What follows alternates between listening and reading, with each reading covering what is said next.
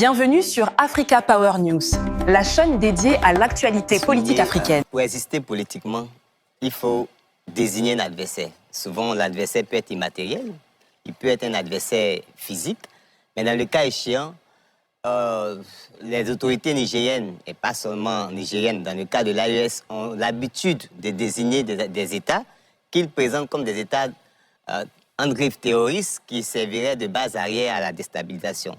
Et j'apprécie particulièrement l'action de notre nouvelle ministre des Affaires étrangères qui a convoqué l'ambassadeur du Niger en Côte d'Ivoire au regard de la gravité de ces propos-là.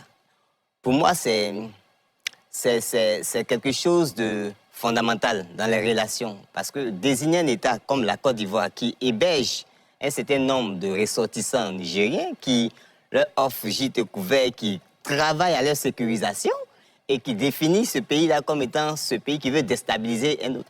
Pour moi, ce n'est pas socialement et politiquement acceptable. C'est pourquoi je salue l'action de notre ministre. L'autre point, c'est que le fait de désigner cet adversaire masque en réalité, je ne dirais pas les incompétences, mais les incohérences en matière de gestion même du pouvoir. Ils sont arrivés au pouvoir parce que, selon eux, il fallait assurer la sécurisation. Mais l'objet même de votre prise de pouvoir est cet objet-là même qui vous fragilise au quotidien. Donc, le fait de désigner permet chaque fois de rejeter la responsabilité sur un État tiers, alors que vous-même, ça vous donne l'opportunité de corriger votre faille à l'intérieur. Donc, c'est ce que je peux dire pour le moment. André? Suivons très bien la déclaration du général Tiani. Ça contient tellement d'indices qui sont révélateurs. Nous félicitons l'ensemble des forces de défense et de sécurité qui ont su coordonner les actions. Aussi, ainsi que les partenaires russes qui ont su défendre avec professionnalisme leur secteur de sécurité. C'est très important. Il faut écouter ce qu'il a dit. Et il ajoute, nous rappelons aux sponsors de ces mercenaires, notamment Emmanuel Macron, Patrice Talon et Alassane Ouattara, nous les avons suffisamment écoutés, aboyés, qu'ils s'apprêtent eux aussi à leur tour à nous écouter rugir. Bon, je ne sais pas ce qu'il voulait dire exactement. Rugir ou rougir, bon, je ne sais pas. Alors, première chose, il dit que les FDS nigériennes se sont contentées de coordonner les actions. C'est lui qui le dit.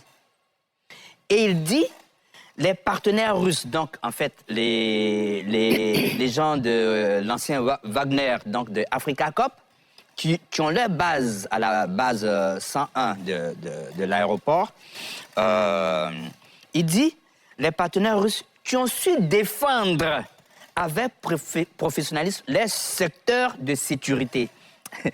Cette phrase me fait rire. Pourquoi? Parce que c'est la preuve parfaite de ce que les souverainistes ont un problème de souveraineté. Ce sont les mêmes, les supporters des souverainistes qui félicitent des partenaires russes, donc des supplétifs russes, qui sont au sein d'un aéroport, qui défendent leur base à eux. Ce sont les mêmes qui s'étaient offusqués, en tout cas les supporters de la junte nigérienne, sont les mêmes qui s'étaient offusqués quand le Bénin, quand le président Patrice Talon, victime d'un coup d'État, d'une tentative de coup d'État, a fait appel au Nigeria et à la France. Et à la Côte d'Ivoire aussi. Et à la Côte d'Ivoire. Première chose. Deuxième chose, il a parlé de ce que les sponsors qui ont suffisamment aboyé. Prenez toutes les déclarations du président Alassane Ouattara. En 2025, jamais il n'a parlé de Niger. En 2025, jamais. Il y a eu au moins une dizaine de déclarations publiques. Il n'a jamais parlé du Niger. Les dernières déclarations remontent à 2023, après le coup d'État, où la CEDEAO avait décidé de réinstaller Bazoum. Mais cette option a été abandonnée depuis longtemps. Et puis, suivez très bien une autre déclaration du ministre de la Défense, le général Modi, M-O-D-I. Et donc, il dit 4 militaires ont été blessés et du matériel a été endommagé, dont un stock de munitions qui a pris feu. Dans leur fuite, les terroristes ont tiré à la sauvette sur 3 aéronefs dont 2 de la compagnie Askai. Vous voyez, cette déclaration dénote, excusez-moi de l'expression, de la mauvaise foi manifeste des autorités de transition au Niger.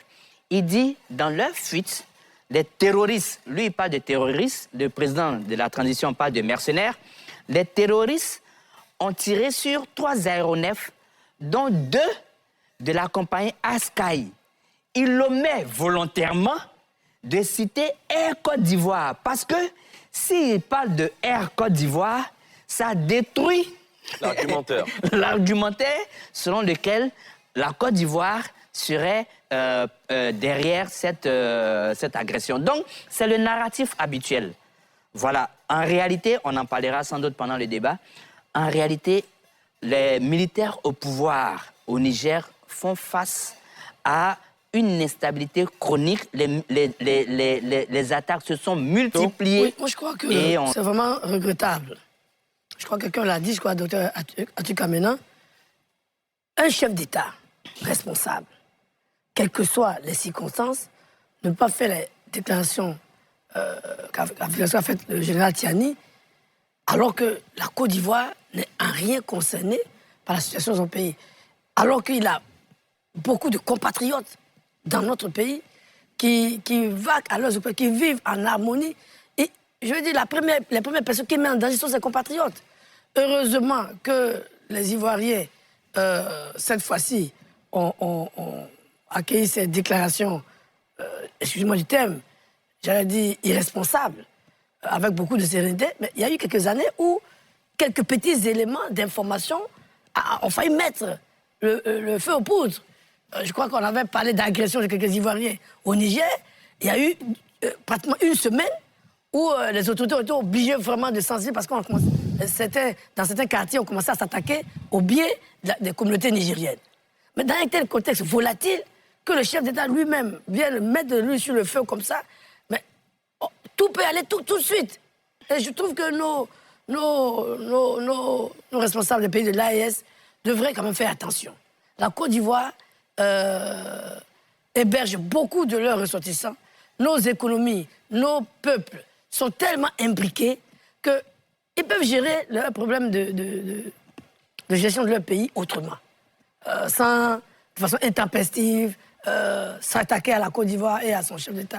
Parce que je salue donc la prompte réaction de notre nouveau ministre des Affaires étrangères, qui tranche aussi avec les habitudes, parce que c'est vrai que M. Tiani allait un peu trop fort, mais on a souvent vu d'autres chefs d'État, notamment celui du Burkina, celui du Mali moins, lui il ne parle pas du tout, souvent, mais celui du Burkina qui très souvent a dit des choses qui auraient mérité une réaction vigoureuse de la part d'Abidjan. C'est une nouvelle ère que Madame la ministre d'État, Nialé Kaba, inaugure. Il faut la féliciter. J'espère que la réaction de notre gouvernement, à travers la ministre d'État, Nialé Kaba, va les faire réfléchir. J'ai appris avant d'arriver sur le plateau que nous avons rappelé notre ambassadeur à Niamey. Si c'est confirmé, ce serait une bonne chose. Parce qu'il faut que nos amis apprennent quand même à tourner leur langue plusieurs fois avant de parler. N'oubliez pas de vous abonner, d'aimer la vidéo et d'activer la cloche de notification pour ne rien manquer.